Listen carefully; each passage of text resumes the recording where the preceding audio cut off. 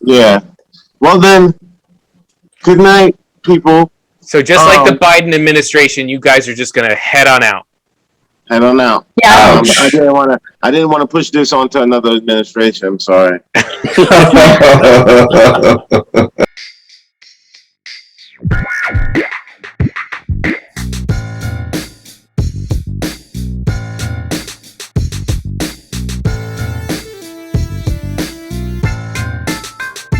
Greetings, everybody. Welcome to another edition of the Heroes Peak podcast. I am your host, Chris, and we're here to talk about entertainment, culture, and whatever the hell we feel like. And today, as always, I'm here with a wonderful group of co-hosts, including a new special co-host. So we're going to start with the lady of the pod. It's Brooksy. How you doing, Brooks? I'm doing great. Thank you, as always, for having me. Even though I didn't really do my homework, still excited to be here. That's all right. That's all right. All right. And of course, our lady in waiting, it's Mike. How you doing, Mike? Not too bad. How are you? You said you were waiting for us, so I'm always waiting for you guys. Yo, man, I've been here since 6 p.m. Oh, wow. Man, you got to get your timing down. No, you got to start eating dinner like West Indians do at 10 p.m.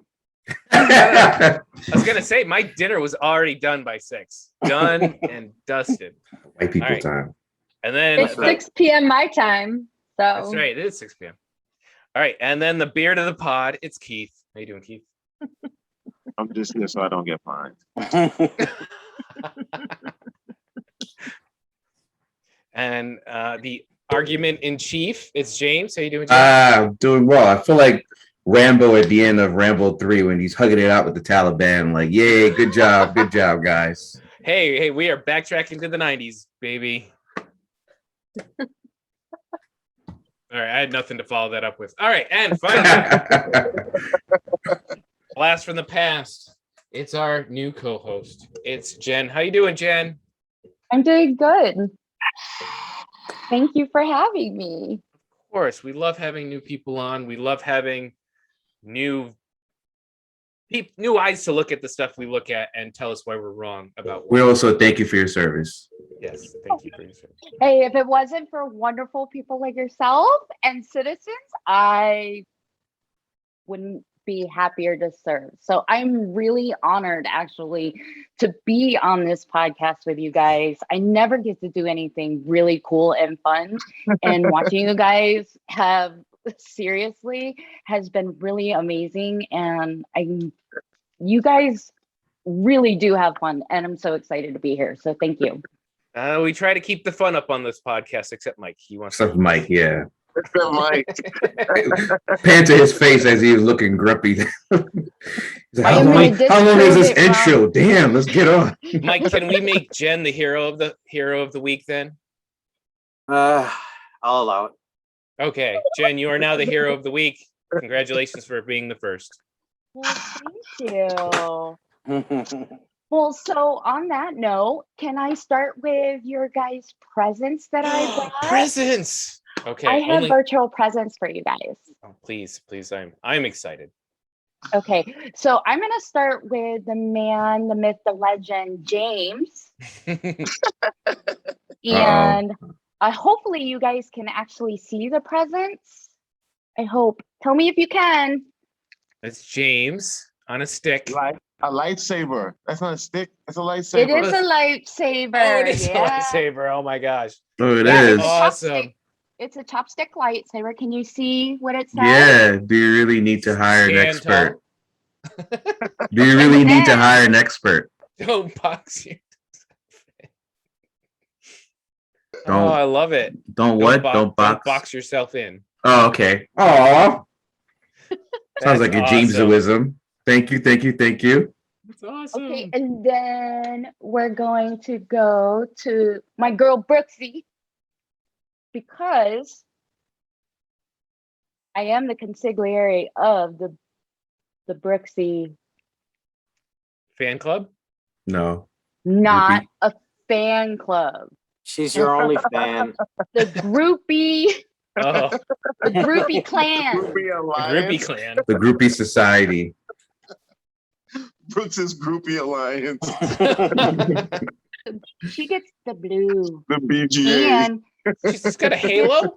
she gets the pink halo. She gotta have some bling. Oh, I love the that's halo. I feel nice. like that picture is horrible, but that's Mike's fault because I don't get hair and makeup, so I'm just gonna blame him. Right. Right. It's a halo, not a chandelier. I love it. It's amazing. I love Thank it too. you. That's great. Wow. Okay. And so this is why it's really important. This is Mike. I love Mike's faces, by the way. This is every video that I watch of Mike, I'm like waiting for his faces because he has the best faces ever. That is beautiful. Make that money. Wow. Nice. So good. Nice, That's thank great. you. Well, he great. may not That is have- great. Like you guys say that he is like maybe tough Mike or whatever, but he makes some amazing faces. I'm always giggling to myself when I see his faces. Yeah, that is hilarious. That's It fun. brightens my day, and All they're right, like now- micro faces. Now I got to go back through YouTube and just watch Mike the whole time. Yeah. Okay. I'm really I curious. gotta do a mic dive. Mike time. Okay, now that did sound like a porn tip. That sounded a little corny. I was just gonna say that. He's like, I gotta get into Mike now. I'm like, whoa. Pause. And so last but not least, our host, who, like I said, I immediately felt like, wow, this is like Howard Stern show. Not as popular or as magnificent, but Oh damn. She's right. yet, Not Yet- as popular. well, I mean, that's why you have Mike. Mhm. Okay, he's gonna make that money. Mhm. But our host, right here. So I know it's very plain, but No, she picked. I got masks for him. I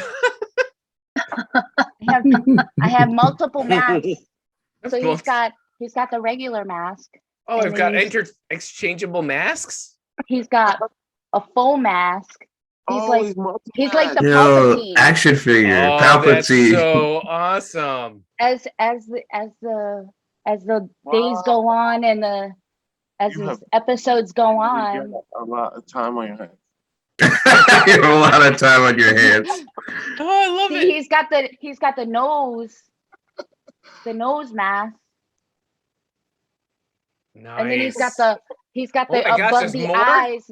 He's got the above the eyes mask, Oh my gosh. and now he's the Oh my Sith gosh. Lord. Wow. Wow. Oh Wow. crap! That's great. That's awesome. amazing. Ah, that's amazing, Jen. That's amazing. That's awesome. Like, Jesus. Thank you. I told you I have some serious problems and time on my hands. Looking like So when you Palpatine. watch, he is. So when you're talking about like the ultimate, he ends up as the Palpatine. Nice. Sounds about right. Sounds about right. Wait, where's Keith's one? Oh, where did he go? Oh, we missed Keith. Oh yeah. Oh no! Jen's having a Florida moment, ladies and gentlemen. Florida moment. Where'd he go? Did he die? Did he die? Oh, he's upside down. Sorry. Okay, I forgot. I put him upside down because I wanted him to be last. So a long time ago when Keith came up to the farm in upstate New York, he had never really been out of the city and he was a very young man. So he had never really seen anything other than, really big rats. Seated Bliss In is bed. back. What is that? A phone in his head? What? He's It's holding a phone and a phone. cow. where did you get you from? Are these like just screenshots? Where is that? That picture looks like Keith in like 10th grade or something. No, it's the screenshots from your guys. No, I can see the Videos. beard. I Yeah, hope you this didn't is have a recent. beard. Oh, I just can't see the beard. Thank you for that, Brooks. Yes, it does look like I'm 10. My skin has a certain luster. That's why. That's why. That is Wow. awesome, Jen. Those are great. Good job. Hero of the Thank week. you. Hero of Yeah. the week. Hero of the week. I'm still laughing at the mic one though. Oh, the That mic was one. really good. Yeah. Yeah, So now that's my we gift for you guys for Wait, inviting and me on the Chris- show. And the Awesome. Chris one, like the level of detail. Yeah, that's the most creative one, the Chris one. Yeah. It's like, wow. Yeah, but That's now a I want lot to of make a work. Mike fan cam. You know, like you go on Twitter and you get like the fan cams of the characters. No, I don't know Yeah. what you mean. Speak English. That's because you're on Facebook, Mike, and Facebook's for old people. Yeah, I'm on Twitter too. You know. Well, for Mike, I really wanted to actually do like a flip book of all his like A multi clip faces. book. A flip book. like the paper flip book from like the post-it notes. So you're like he's jumping, like Wow. like the $1 Million Man. Ah, that's funny. Oh my God. That's amazing. All right. Wow. Sorry. Well, thank you very much, Jen. That made the beginning of this podcast so much fun. Whew, this is legendary already. All right. So actually for the pod itself, we are actually going to have a couple of discussions here, but we're going to do a little animation section here at the beginning. We're going to start with a Disney animation section. We're going to talk Marvel What If, The Bad Batch, and we'll talk about Star Wars Visions a little bit. All going to be very short discussions, all in one batch. Then we're going to talk Titans. More specifically, they're going to talk Titans and try to convince me that it doesn't suck. And then if we have time, we might mention a little world event called Afghanistan right now, if we have time. But we do talk about culture here and there, so it should probably be mentioned. All right. So, but before all that, we are going to go right into our animation station here. Talk Disney animation. Well, you guys are so like, give me feedback. Animation, yeah, let's go, buddy. All right. Wah, Disney. wah, wah. All right. So let's start with Marvel What If. Who has seen the first episode of Marvel's What If? I have not. What if Keith actually watched Marvel? Too. Aw. So What Marvel- if I really watched it? the I bet Marvel you What would If. watch it if they were wearing Knicks t-shirts. Probably. Actually, sadly enough. All right. So, as for phase 4 of Marvel, the What If series is an animated series in which they say, what if this event were different within one of the said Marvel movies that we've already seen? So, episode 1, we see Peggy Carter getting the super soldier serum instead of Steve. So, and it's just that the episode actually follows a lot of the movie beat for beat up until the point of getting the super soldier serum, and then it slowly and widely diverges from that point, making a very fast episode because it goes through an entire movie in a matter of half an hour, but also interesting and well animated storyline. Before we get started, does anyone want to get out? You've heard of this. You've seen this, right? You know what that is. It is unavoidable. It is your destiny. Is this not why you are here? Do or do not. There is no try. Knock that shit off. So I'm going to start with Jen. What did you think of the first episode of What If? And are you a fan of the source material, as in the first Captain America movie? So I was kind of on the fence with the What If scenario. I was very intrigued, but then I found myself getting a little distracted with my own inner monologue and sarcasm. For instance, when she took the serum and jumped in the box and then came out all muscular, Mhm. my brain goes, dude looks like a lady. Like, I was like, oh no. Like, Mhm. see, that's what happens in my world. Like, I start singing little songs. I find myself getting distracted. And I that's what happens with cartoons Mm. of where I would rather have seen the what if scenario in Live action. yes. I get it. I would rather have seen, the Chris Evans, I loved the Carter series. I love the actress who plays Peggy Carter. The other part of this was, I mean, we're talking about Captain America, and then all of a sudden it's Captain, my brain again, Captain Hook, Captain UK, Captain Britain. I'm like, Yeah, right. so I'm just, my brain starts scatterbrained. So that's kind of I where get I it. was on the fence. Okay. James, what did you think of the first episode? Knowing that this show is kind of based on, one of Stanley's last creation, the What If comic books, right, which was all over the place. I came in, pretty open-minded, knowing that this was an experiment that they're going to do. Going back to Jen's point, she made a great point about one of the hiccups I had with the show is the Peggy Carter transformation. Like, we know Steve was like, little malnourished, Knicks player, Monty Quigley, and then he transformed to Chris Evans, juiced up.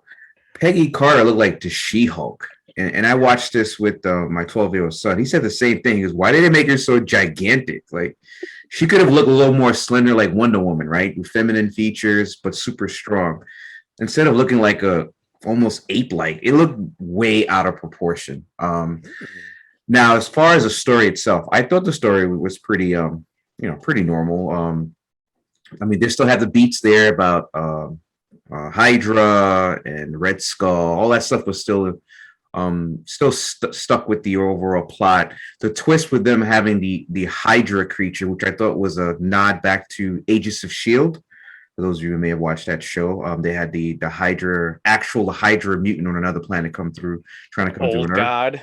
Yeah, I thought that was a nice callback to Agents of Shield. The anime. Okay, so pluses. I love the animation in general. Like, I thought this was really cool.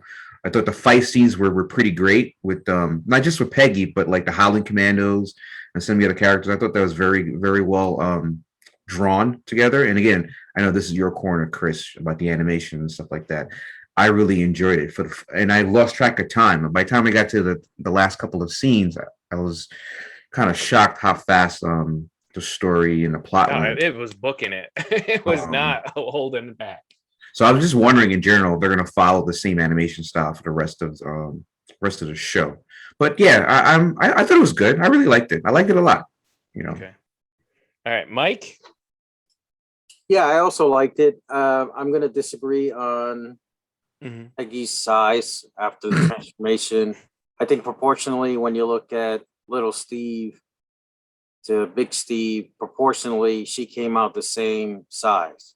Right. He was like like you said, malnourished. Yeah. He was a tiny little dude, like under 5'3" or something like that. So let's say he put on 150% size. So did she, right? Yeah. So it's more proportional than right. It is. Hey, everybody gets only you can only max out at 6'2". Like, that just would seem weird. Yeah. Right? Animation was also great. I really liked it. I'm looking forward to what else they have. As far as live action, though, I don't think like the logistics of doing all this live action right now would have been a nightmare. It would have been nice. It would have been nice, yeah, for sure. But like I can see why they went this route, because it's just easier to do, right? Yeah. Easier to get people in the studio to record some lines and to easier budget too. Yeah, exactly. Like, I'm looking forward to the Chadwick Boseman one, and I think that's tomorrow. I'm not sure. Yeah, lineup Wednesday. is, but It's a Wednesday release. yeah. And I like that they got a lot of the original voices to come back. They didn't get Chris Evans, of Chris course, Evans, you yeah. know, but Mhm. you know, they got a lot of people, same Howard Stark from First Avenger, and Hey, they got the guy Peggy who did Sebastian Stan. They got Yeah, they Sebastian. got Sebastian Stan, Dominic Cooper. Yeah. They got the guy who took over for Red Skull. Yeah, they didn't get Hugo Endgame. Weaving. They got the Yeah. other actor. Yeah, but he doesn't want to come back from what last I heard. So Yeah, No, but they at least got the guy from the we movie. did it right? in Infinity War and Endgame. Yeah, Right. Yeah. So you know, I'm looking forward to it. So far, so good. Yeah. So I would say, just to put the last point on the physical transformation thing, is after watching the Olympics and watching women's weightlifting and women's rowing and women's all this, it's like, it seems right if you boost that person up to magic super social serum size, that she should be huge. The thing that me and my son were saying when we watched it was that she seemed stronger than Steve.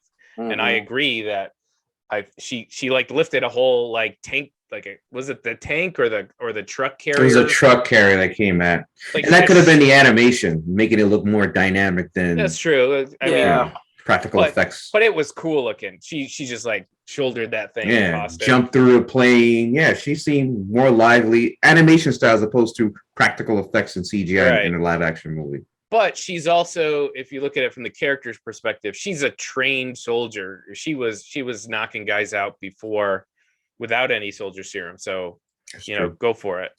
The way I looked at it was, they didn't really give her her due or a lot of respect. Mm-hmm. So I imagine she was working twice as hard as everybody else, you know. Mm-hmm. So yeah, exactly, and that's what they show in the Agent Carter series, is that she does that cool stuff.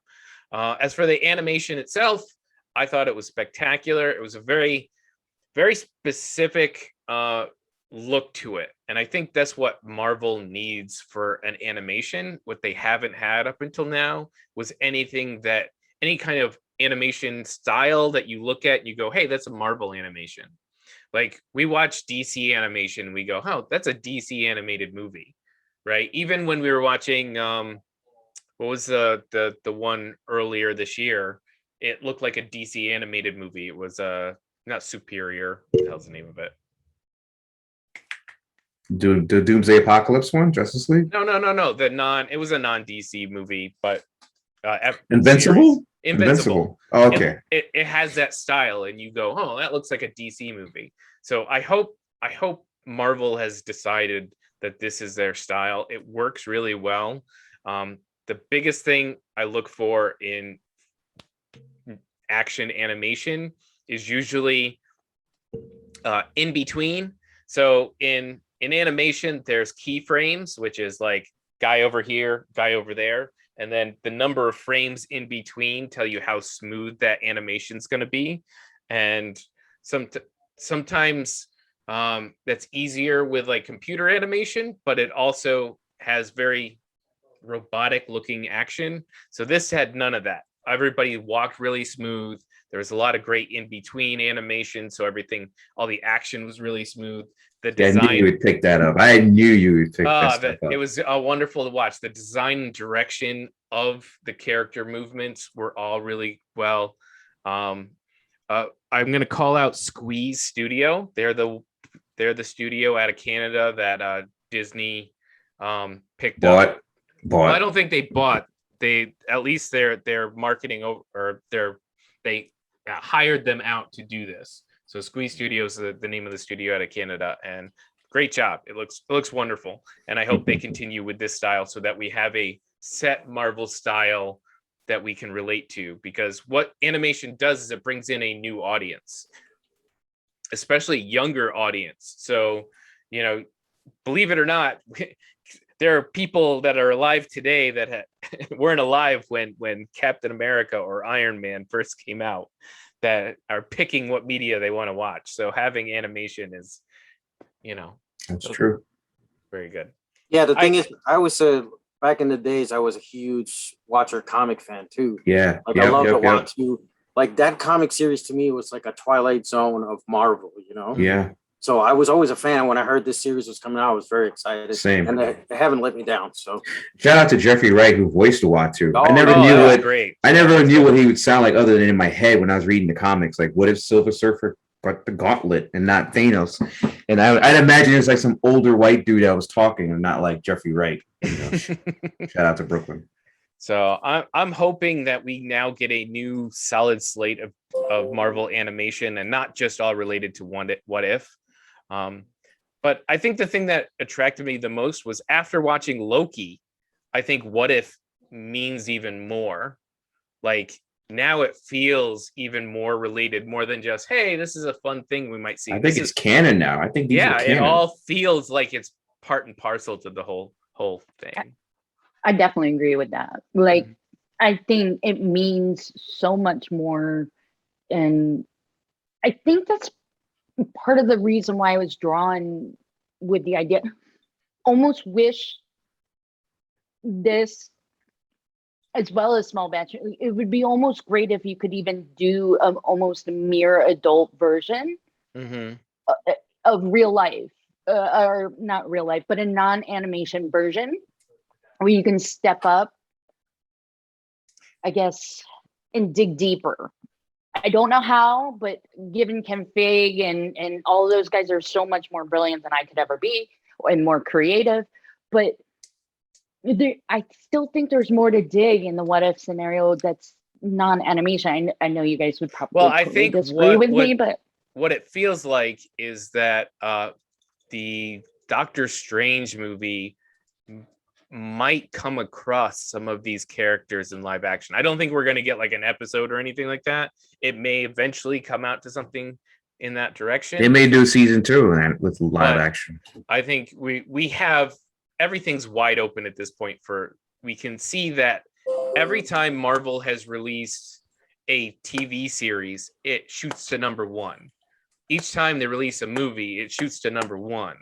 So I love the Doctor Strange character. Right. I love that whole storyline. I would love for that to, long as people are coming and enjoying it, and they're going to make more and more and more and more. And so I think we're just with how the quality of everything they've done so far is so high. They are continuing, and it's going to continue. All right, welcome back, everybody. I was overruled, and we will be talking about Titans Season 3. And the Titans DC live action show in general. So let's start with this. I'm going to let Mike give a breakdown of what's going on in Season 3 of DC's Titan set. Before we get started, does anyone want to get out? You've heard of this. You've seen this, right? You know what that is. It is unavoidable. It is your destiny. Is this not why you are here? Do or do not.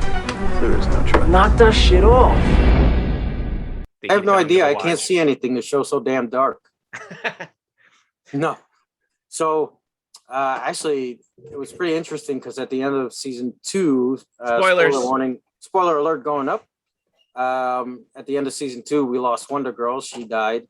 And this one, we begin with, oh man, now I'm having a brain fart. We begin with the Red Hood comic book storyline. Yeah, so we begin with Jason back at Wayne Manor in the Batcave, and he's got tracking on the Joker.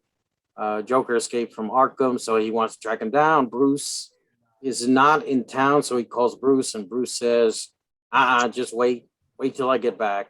And Jason says, no, F that, I'm going anyway. Hothead millennial that he is. Right, and then we see Jason getting the crap kicked out of him by the Joker with a golf club.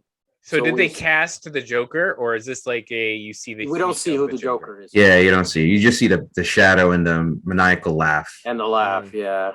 And everybody needs to thank comic book fans for the outcome of this, because they, when asked way back when, they said, yeah, kill that guy. Yeah.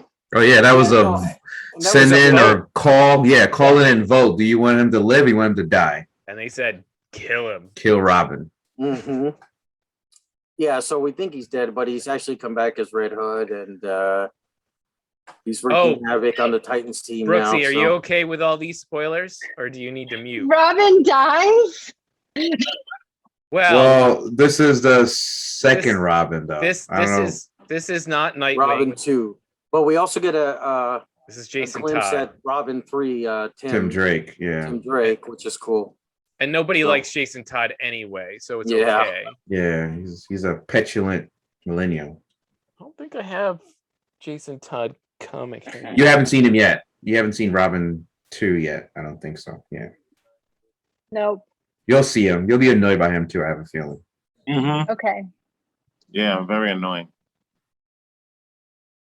Do you find So- yourself annoyed because of your age group? No, he's kind of a jerk. Yeah. I think part of it, yeah, there is some prejudice. I give you that, Jay. There's some prejudice looking at Dick Grayson, who's more mature and experienced and wise, as opposed to this young hothead who's not listening as if a child doesn't listen to an adult figure. He Yeah, doesn't listen to Jason, doesn't listen to the Titans, doesn't listen to Batman. And that's what But- they say. You know, that's what they say. Like he brought it on himself.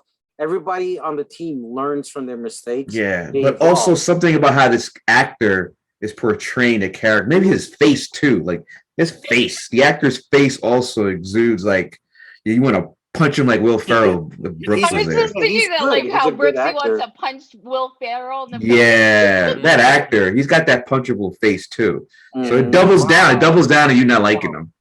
wow. That being said, just to get back on the rails, Mhm. I do like the 3 episodes have given us so far with this character and how he interacts with the rest of the Titans and the story and the plot. It's not exactly the way the Red Hood comics was in DC. They're actually involving Superboy and involving the other members of the Titans. And I don't remember him being Red Hood being as smart, like diabolical, strategic as he was in the first 3 episodes. I know Eric played the Arkham Knight video game, which also featured a Red Hood, and he said that's more like the video game version of Red Hood. But without spoiling it, a major character dies by episode 3 through the machinations of Red Hood, which I thought was very well done. That Yep. 3rd episode, probably the best that was- episode of the entire Titan series so far. That was great. That was a great episode. Yeah. It was a great episode, and makes you like him even less, Red Hood, Yeah. after that episode. So I mean, I know Jen, you watch it as well, and Keith. Yes. So Jen, let's get your take. So one thing that I'm gonna say about specifically episode 3, but it's kind of been an evolution from all the seasons, but really strongly, like episode 3 really kind of, I think, was a gut-wrenching samurai sword, like that the thought went was 2 things. It was kind of like Titans have become like the Dexter for me. Of you never know you never know when someone's gonna die that you like or don't like, and then like you just boom, you die. You like what, homie? Like, did they just Yeah, die? kind of like Game Okay. of Thrones in that way. Yeah. Yes, Mhm. right. And the other thing that it kind of clicked for me in episode 3 was every single character, and they kind of touched on it, alluded it. I think it was season 1 or 2, is the dark and the light of every single character. But Oh, I see where you're going. but for me, it really touched home. I think, and this is kind of like maybe you dig hard as a soldier or any human person. You really, when you want to do something really good for someone, you go to a pendulum swing of a high, but then defending that person to the ultimate pinnacle, sometimes you have to go to your deepest, darkest low, because you may end up hurting someone else. That you may find that you're like, they clash. Mhm. and so that's what I found kept happening. But definitely in episode 3, it finally clicked. Like, oh, Yeah, so I think if this is not a spoiler, the Hawk character having to make a certain decision to save the loved one and having to go deep and dark and even when Dick is, well, we're spoiling at this point, even if Dick is trying to Yeah. get her not to commit this act that she knows is not going to be good for her, she still realizes that she loves this person so much that, you know, she's willing to take that, to go down that dark path. And that's great writing. If you can get that into a story where the hero shows you that they're fallible and that they can, you know, sacrifice quote unquote goodness to achieve an ultimate selfish end, that's when you really like the human condition of like, you know what, these guys are not so super good. They're not super bad. They're just making decisions, you know, that you may not agree with, but they're doing it ultimately for someone's, you know, for someone's good. that's what I love about the series. But really, like this is the ultimate, that this is what sung to me in the third one. Those 2 points finally just rang true, was Dexter and definitely that really extreme levels that can happen in one moment of time within yourself. Yeah. But for those characters. So. Right. Yeah. So I get what you're saying with the Dexter thing, because it's not just that they died, it's the way they died that affected the other characters around them, right? So we don't want to spoil it, but I see where you're coming from there. It's easy to kill off a character in like Game of Thrones with Dexter, Right. but Yeah, exactly. does it leave any emotional impact to not just you as audience, but the other characters that are still in the show?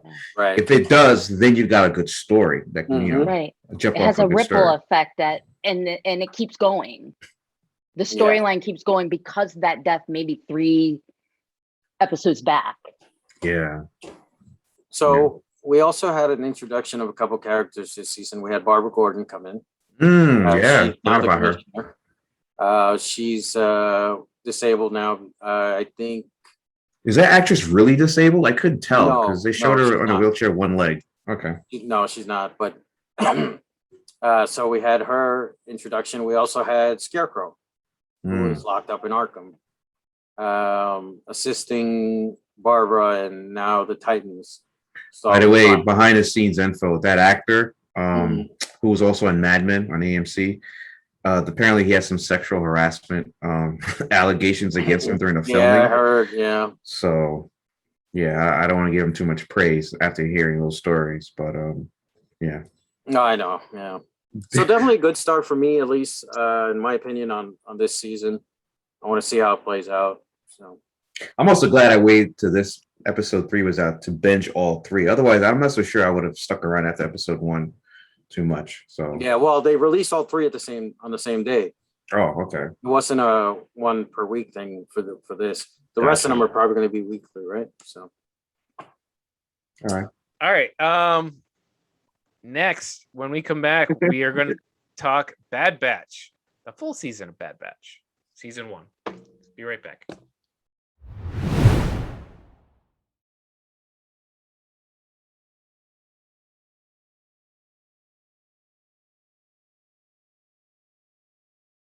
Well, then I'm gonna just jump off. Then it's like 10 o'clock. Then how long is that segment? That's the main segment, right? Yeah, pretty much. we're gonna do the Bad Batch. It's kind of late to start Afghanistan. Yeah. Well then, good night, people. So just like the Biden administration, you guys are just gonna head on out. Head on out. Yeah. I didn't want to push this on to another administration. I'm sorry.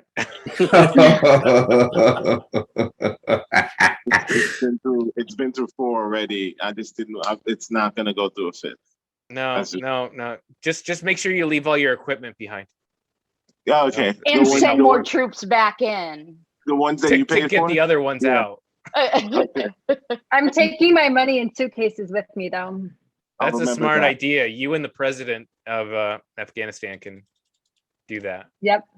Oh, but not in Afghanistan, though. Yeah, you got a vacation elsewhere. Find a non-extradition country. Cuba. Yeah, some nice South American place. You said Cuba. The non-extradition country. Yo, we're laughing, but like, yo, for real, like that joint looked horrible. It I some of would. the worst optics I've ever for all the news telling me that the Taliban has not been shooting people and it's been relatively quiet violence wise that way. The optics of seeing people grab onto leaving planes is the worst thing. Falling from planes as they've already taken off. Like, How bad are these people at planning a getaway? it's the worst getaway plan. Like, whenever I say that that was really a bad job, like people automatically think you mean like, oh, we can't stay in there forever. Like, what, did you not want him to pull out? Like, no, I thought that he was well within it. Like, good, pull him out. Like, he was 100% right about the doing of it. Like, but how you do it, like, why did you do it like that? Like, it was. How do you pull the military out? How you pull the military out before you pull out the assets that they need to protect? Yeah. And why are you doing it? Make sense. Why are you doing it in the middle of the day? Telling everybody when you're doing it. Like, you should have had 99% of the people out before the out date, and then like had a small crew being like, as quickly as the military folded. Mm-hmm. You mean to tell me you didn't already have like inklings of the weakness, of the lack of courage? Like, you had to have seen that. There was no way in the world they were hiding it. Not like you had to have seen it. They folded in a day. Dude, like everywhere they went, they just started eating up parts of the country. Like, oh yeah, this city, that city, that city. And I'm like, they just casually saying on the news the Taliban has 2/3 of the country. What you mean they have 2/3 of the country? Well, I've been reading all week, and I've been reading things like the Trump administration basically promised them it was fine. So May 1st. So the Taliban didn't think they were going to run in, or knew they weren't going to run into American forces, and then that the actual Afghan army hadn't really been fed or paid properly for months, so they weren't in any shape to be fighting. And classically, apparently, within that region, a lot of those times they'll offer people quarter if they just come over to their side. Like, we won't shoot you if you just join us or go home. And so people will be like, shit, yeah, fuck yeah, I'm out. So it's like all of these things stacked together to make it like, no, as far as I can tell, anybody with a brain wasn't surprised, but the public relations department has to feign surprise. And you're abnormally quiet on this topic. I think they're legitimately surprised. I do not think in any way, shape, or form that their look of surprise is actually even put on. They genuinely thought it would take weeks to months. They genuinely thought that. Why I say? Because you would have to know that the optics look horrible of you having to bring back in more troops than you were actually shuttling out. Keith, when you say they, who do you mean by they? The intelligence gathering community. And the people who make the decisions, like the president, about like pulling out when and where. If you're getting intelligence, that intelligence should say that, like, yo, like, this is going to be a powder keg. Maybe we should get the assets that we're protecting out first, and then, like, while we're already here, and not have the military leave first and have to come back again. Like, are we missing something, Jen? Yeah, please let me know. I am definitely just a civilian, but it looks to me that can't look worse than actually having prepared for this whole encounter beforehand and like not having to look like you're fleeing a burning building. Mm-hmm. If you knew so much. Have any of you been to Afghanistan? No, we're 100% just people chatting. We have no background in this to be giving people advice or anything. This is just kind of a response from the media that is provided to an American on average. Okay. And we understand it's limited. Yes. Okay. That's why I was unusually quiet, Dave. Number one, I didn't want to interrupt a thought process, because I mean, before we were, kind of putting our opinions and having fun with the beginning of like Titans and stuff, and kind of breaking it down and everything. And when we talk about war and national politics and international security and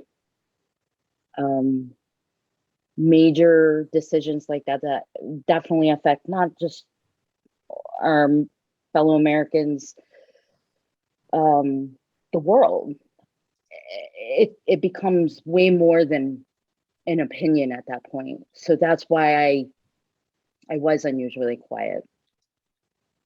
I have lost friends. I have lost colleagues. I have buried one of my colleagues in national. So while yes, it's personal, and I do have a lot of knowledge of the situation, I look at the situation very much academically, analytically, and as someone who, I try to make the comparison of yourself, like an engineer, right? I, as not just a military member, an expert that's worked in this field for over 25 years, both DoD, military, defense, international security, I wouldn't go into the engineering field, and if the news told me 30-second sound bites for the last 72 hours, aerospace engineering, and insert 30-second blurbs, and accept that information as fact, and then spit it back and turn it and say that that's my opinion, without doing my own due diligence on that information and decide whether or not that, one, the information is fact, two, understanding the information, and then three, formulating my own opinion with multiple facets of information and fields. And even then, I probably would hold back my opinion because I know I'm not an expert about aerospace engineering. Because all of those outlets have agendas. I don't have an agenda when it comes to this stuff. I know that, but I can't explain that to others unless they actually know who I am. But outsiders that would just hear me spout out may not know that my truth is my point of view. Many people, when I listen to the news, I don't receive the news. I go seeking it, and I definitely don't listen to anything American. I listen to I try to find the Taliban speaking through translations. I try to listen to them speak, their points of view. I try to listen to the Indian news, Pakistan, Turkmenistan, all the border countries, because it is a landlocked. Why? Because you're going to get their views. You're going to get better information. Anything US is going to have a spin. It's going to be Western view. Why? Because they get money. That's why I've been quiet. Now, kind of, sorry, and that was a long diatribe, but going back to Keith's kind of main question, there's 18 intelligence agencies. The 18th was Space Force. You guys laugh. You guys laugh or watch. I think Space Force is going to be very important for our future. Well, it was part of the air. It was already part of the Air Force. They just wanted to make something so Trump could put his name on it. It's a marketing thing. That's the problem. It was there's a little more to that, but that's for another time. But to say that the president was truly shocked when he already had 8 years receiving and reading every single day, sometimes twice a day, the president, the PDB, which is the president daily briefing, is sheer cockamamie BS. But the current president or the previous president? Because The this has current been going on president. for a while. Yeah. Yes, all 4 presidents. So you're saying that he knew that it would go down like this? It is your opinion that he knew. Your opinion that it would go down like this? I am saying, look at the United States, what happened in COVID, and how fast toilet paper, Lysol wipes, hand sanitizer, gone. People couldn't get toilet paper, and look at the panic, and we are a first world nation. Now I want you to take the situation in Afghanistan, knowing that you have never been there. You know the 5 boroughs of New York City. I want you to take yourself and put yourself in Brooklyn and try to get yourself out of Brooklyn by foot. But I want you to put yourself in a blizzard. Which we did do Get that once yourself- year. Yeah, we did that. Listen, hang on. Yeah, but walk to Long Island at an elevation of 8,000 feet down to 1,000 feet. I went down. But the question is more not, that's a difficult and almost impossible individual journey. But yes, it is. But if you had a month to plan that journey and you had the entire American military behind you, could you plan that journey better than waiting till the day at the blizzard to walk that journey? That's the question is not whether the individuals on the ground can handle the difficulty and how difficult it actually is. The question is, was the planning up to snuff? And this is why I have to say that it's all visual. It's literally just a visual that's bad. The question is, right.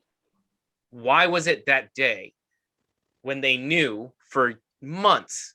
They knew since the beginning of this administration, since Trump decided that it was going to end on this day and he made the deal. And Biden said, I agree, I'm going to do that. You're being told he made the deal. Pompeo was there. Pompeo was shaking hands with the Taliban. What do you mean? I'm told it's there. Yes, like you can't tell me it's public. You can read the details of doctored videos and speeches and images. Like he's shaking hands with the Taliban cat. I understand they're shaking hands. What I am saying to you is, do you remember the videos I sent you? Which video? You didn't. The videos that I sent you guys yesterday? Yeah. Your apartment, your house, yeah. Did you remember what I was saying about, I was at this location? That was a long story. I was at this location. Yeah. What I am saying is, as a person who speaks multiple language, working under Condoleezza Rice, working for Colin Powell, there's a lot of handshakings that occur. There are a lot of other things that happen behind the doors. There's a big difference. I read that in the Obama book too. A lot of the handshaking is just for press, and then there's like that's correct. Negotiations don't even happen at the presidential level. Which is Happen what to I was the saying guys to below. Chris. You're being told a lot of things. There are a lot of negotiations at very, very high levels, and multiple levels. Yeah. 17 agencies. You have 15 cabinets. You have the United Nations. I know Mike talked about it when you guys did the review of the president elections. Let's take the children out of the jails. Let's do this. Let's do that. Do you know how many thousands and thousands of people and hours it takes just to do one activity? Thousands and thousands of man hours to get one line inserted into the NDAA. One change. It takes thousands of hours. And you're asking about the mighty part of the United States military. If there's 2,500 military members and there's 30,000 that need to be taken out of the country in 3 locations. There's no one for one. The issue of what I'm saying is literally it's all marketing. I'm looking at this from a marketing perspective. Mm-hmm. I cannot talk in any way about the actual manpower, man hours. I am not pushing against logistics. the effort is all there. They're all doing their thing. Visually, because an American president lives and dies by his marketing. You're right. 100%. That's all it is. That's all. It's all optics. That's why sticking your name on that check got votes, right? So if Biden as a career politician understands this at all, then he has to know that this is the worst marketing possible. Unless he already forecasted that and said, you know what, this is what I'm going to do. I'm going to go on the media and say, I'm going to take accountability. I'm going to do what the last president didn't do. He did do that. That was good. Which to me seemed that. calculated, though. To me, it seemed like it wasn't like he was reacting to a situation. To me, it seemed more like he knew this flare was going to happen and he prepared with this speech, with the accountability. What he did not do was prepare the American people. Because they compared him to Reagan in the 80s, and how Reagan came and said, I'm not going to blame the generals. I'm going to come out there and buck stops with me. And that was well received by American public. To me, again, politics, I don't know if you guys understand, this is a science in itself. I feel like just listen to what Jen's saying. That resonated with the people, right? Because that's a complete 180 of what Trump would have said. Yes, which is my point. Yeah. So he is very imaginable that he knew the outcome was going to be bad. So he orchestrated all of this bad press moments, all of this bad press, hugely bad. I'm not saying he orchestrated. I'm saying he knew that this was going to happen regardless because of the amount of labor and manpower. Okay, maybe I need to understand what parts that we're all thinking about that are the bad parts that could have been prevented. I'm not talking about the country falling apart. Like that was going to happen at one stage of the game. Yes, it was going to happen. Yes, that's fine. My issue is American assets. Like, why does the embassy have to be burning documents and destroying stuff in a hurry to leave the embassy? Because had he done it earlier, the media would have released that information, and then we would have been like, wait a minute, he knows something that he's not telling us. Then he would have been showing his cards, like he's aware of how dire the situation is, which is counterintuitive to what we thinking. They're now trying to evacuate, have to shelter in place. Like, you know what I'm saying? Like, now you put in peril all of the Americans that are all throughout Afghanistan. All of them, not just the embassy people. I don't know. I guess that's part of the plan. Come on, man.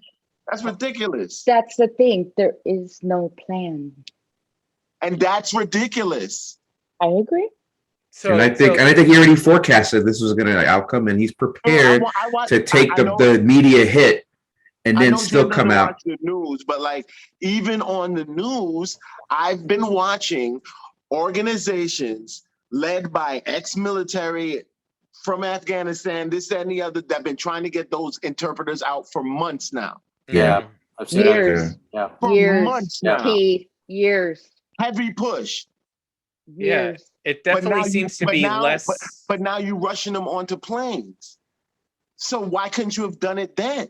Because it would have revealed it would have showed his cards, knowing that this was going to happen. No, and at that point, there's no way. There's no way I think he was able to pull out these assets a year ago, or even when he first got into office, and not show because the way the press is, it would have showed his plan automatically. Like, wait a minute, why is he pulling these guys out right now? It would have triggered a bunch of other things that would have been like, okay, what the military would have still been there. You don't bring the military out of the friggin' war that you're running from before the people that you got to bring out. It's dumb. That doesn't. Who does that make sense to? Hold on. I'm not saying it makes sense. I'm just trying to say what I think is what they're trying to do and realize they couldn't do it. Whether people found out or not, so what? You're leaving. Your intelligence says that this joint is falling apart. I'm out of here.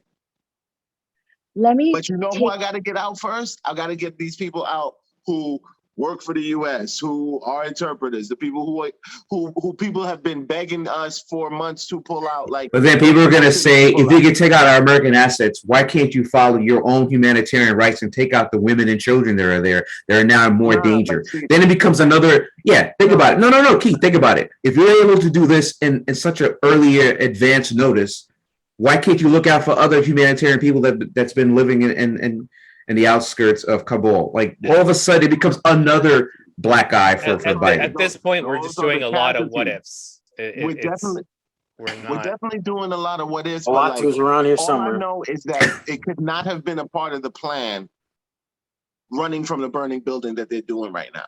That couldn't have been part of the plan. I would imagine that was definitely not part of the plan. I think that was a plan. Definitely not part of the plan. It can't be part of. It could not have been part of the plan because it doesn't even. There's no positive spin to that. Even if you're saying like, oh, like he gets to look like he's not Trump. Like at the best, it's something that may even it out. Why do all that to get an even score? Like that was poor planning. The easiest answer is normally the answer. You know what it does do though? It gets you stop talking about other things that they are doing. True, but that's that everything. This is pretty big. So are we following the money here? Are we saying that there's point to the madness where somebody's making something out of this? I mean, no, what I'm more saying, like, for instance, there are so many other things that are going on way worse than this that is not being put out there because this is the new hotness of the media. You know what's not being spoken about that was being spoken about a month ago, 2 months ago? Black Lives Matter, Asian Pacific Lives Matter. Think about Haitian assassination, right? And possible government involvement, right? Assassinations and suicide murders going on right now. The Uyghurs. These are all the things that are constantly going on around the world. And you can make those same arguments around the world that you're making right now, but that's not what sells in the media. And so those are the same questions and same points that gets kind of scooted, has to be negotiated. I look at it. Oh, go ahead, Keith. Sorry. No. That's all right. I was saying all the Taliban had to do was wait. It was all projected. They've had to wait for 20 years. We have known. I mean, that's what an insurgency and a counterinsurgency is. They learned that from the Maos. They learned that from Genghis Khan. All this is not new. If we read the history books of the Russian-Afghan war in the late 70s and early 80s, we taught the Taliban everything that they are doing to us right now. But also to the fact that one thing we'll have noticed that the Taliban has doing differently now is that they have marketing. They are out. Yeah, they're on Twitter. They're on Twitter. Oh, they're trying to paint themselves as like Taliban 2.0. They're just the government. Yeah. They are painting themselves as a new local government. They are not painting visually from this perspective is getting in front of microphones in front of the media and telling people you're the newer, kinder, gentler version of yourself is a very specific look you're trying to create about what you're doing. They are making the Americans look bad. Yeah, they are not the bad guy right now. They look whatever their politics is eventually and whatever they actually believe and what they're going to do to their country, whatever. They are not looking like the bad guys visually right now. I would argue we're allowing them to do that. Yes, absolutely. No, the media loves it. The media just eating it up. They want to bring a camera into Kabul and get them. I don't know. I see some people cheering too. I see some people cheering their return into the towns too. Well, any population, look at America. Any population, you can have two people with completely differing views of what they want out of their government. We have right now a massive pandemic that's roaming, and we have half of our governors saying, "Please, no masks. I'm not going to give money to schools to help kids stay away from this pandemic." And we have the other half doing the opposite. And that's just like right here. So you're going to go over there and you're going to have people who either A, want the Taliban, B, don't care, fine, whatever, the mid, and the people who are scared of them, just like any population of any government. Right. So you're going to, whatever the media, that specific group, Fox News wants to show you the scary version, the people shooting guns in the air and going into houses and blowing them up for the fun of it. And other people want to say, no, see this woman, she's crying in the street, wanting the American soldiers to save her. Like, that's just what those individuals want you to see. And going back to what Jen said earlier, is having that wider view. But from a marketing perspective, you can see all of these different players trying to push their specific side and view. Which is why I look at, since I have been there and I look at how difficult the situation and the problem is, you can't change the past. What you can do is you can formulate a plan based on what you have at this moment. The decisions have already been made. The situation's already happening. So at this point, where I think the administration is going wrong is they're continuing to play the same story. And as the days keep going on and the hours keep going on, what they're not doing is they're not explaining to the American population, at least, is they're not saying a real solid plan. This is what we're doing. Because I can argue this, there's the top 4 languages, and when I was breaking down like the population of both our military and the American population, is they could send 100,000 troops right now from our military. We do not have enough translators to go door to door to every single part of that country and pull all the people and help all the people that we have committed to pulling them out. That's the part of the story they're not telling you. Right. I've worked in that country. I worked in Iraq. I speak Chinese and Korean. I taught myself Iraqi dialect. I taught myself Pashtun, not to a fully fluent level, but think about you and Keith specifically, James and Keith, or like, I don't know, myself, maybe, I don't know your background, Mike, but I don't know how many times people have, what are you, Chinese, Korean, Vietnamese, blah, blah, blah. So I want you to imagine how many times, like an American soldier, everyday Marine, 90% white male, walking around going, hey, did we promise you, a flight to go out? Right. Hey, show me your papers. Do you understand the words that are coming out of my mouth? Hello. Because for every one of those Marines, we may have one interpreter. Oh, yeah, they don't speak Pashtun or Urdu or. So that alone is the hindrance. So when I hear all of these speakers go, we're going to do the best we can to get those guys out to the commitment, whether it's the conservative politicians that are speaking, whether it's the Democrat, my brain goes, logistically speaking, that these plans are not possible. And 2 years ago, 4 years ago, I don't care, take all the politics away, take the presidents away. I was on the ground trying to communicate with these people. We're climbing up mountains, getting shot at the same time. And I'm explaining, like, hey, do you need a goat? Do you need a chicken? What do you need? So when we say We're going to help them humanitarily speaking and help the women humanitarily speaking. You can't do a humanitarian mission without security. You can't bring in food, water, and shelter when you can't even land a plane safely. You can't But provide. you've obviously never seen Operation Dumbo Drop. You know that's based on a real story. I know. What? Yeah, I it did is. not know that. I didn't know that. No, I didn't watch Dumbo. Or Fast and Furious 8, right? That's the one where they drop them out of the plane. Fast and Furious 8. You know, I love Fast and Furious. Oh my God. This is where you and I are gonna cut.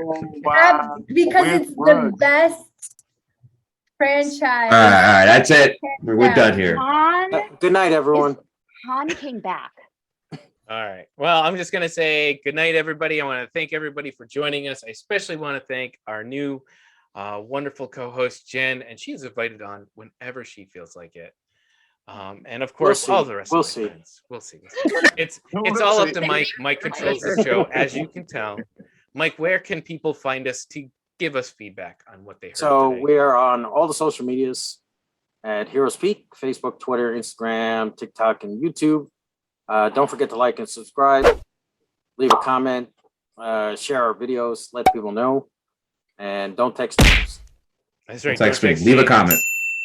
Okay, and Mike, go Victor Justin Rubin, Fields. Person. You're gonna bring us to the Super Bowl this year. Go Bears. Good night, Yeah, everybody. go Bears. I'm putting my money on the Bears. Yes. Well, that's the kiss of death.